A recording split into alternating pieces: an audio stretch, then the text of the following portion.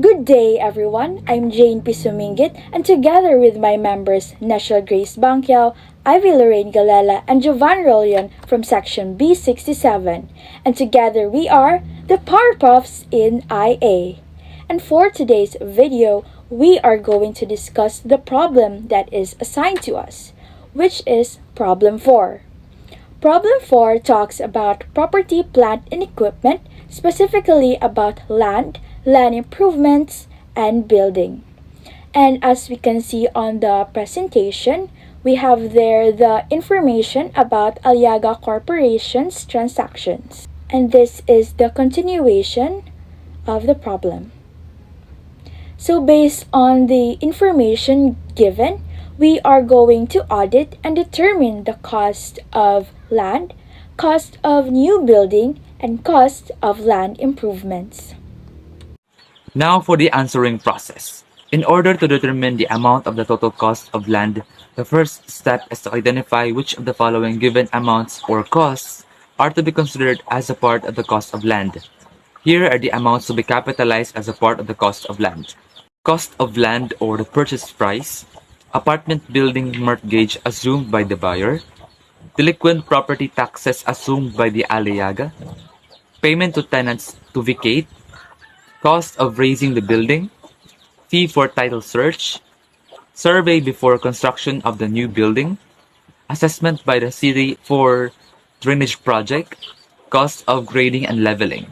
And by the way, the proceeds of salvage value is prohibited from deducting to the cost of land as per amendment of PAS 16 effective in January 2022. Instead, it is recognized in profit or loss. If we sum up all the corresponding amounts of those mentioned above, it results to the amount of 3,260,000 pesos. For problem number 2, the cost of the new building is comprised of the following. The cost of raising old building, 40,000. The proceeds from sale of salvage materials, which is 10,000, is ignored as according to the amendments of IAS 16, it is prohibited to deduct the cost of an item of PPE from any proceeds from sale of salvage materials. Instead, those are recognized in profit or loss. The cost of building permit for new construction, 40,000. Architect's fee for new building, 60,000. Excavation before construction of new building, 100,000. Payment to building contractor, 10 million. Temporary quarters for construction crew, 80,000. Temporary building to house tools and materials, 50,000. Cost of changes during construction to make new building more energy efficient, 90,000.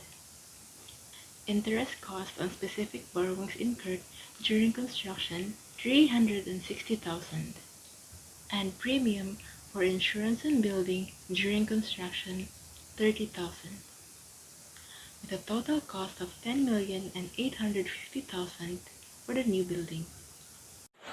So as for the cost of land improvements, these are the costs that are not included in the acquisition of land and the construction of the building, and is accounted for separately.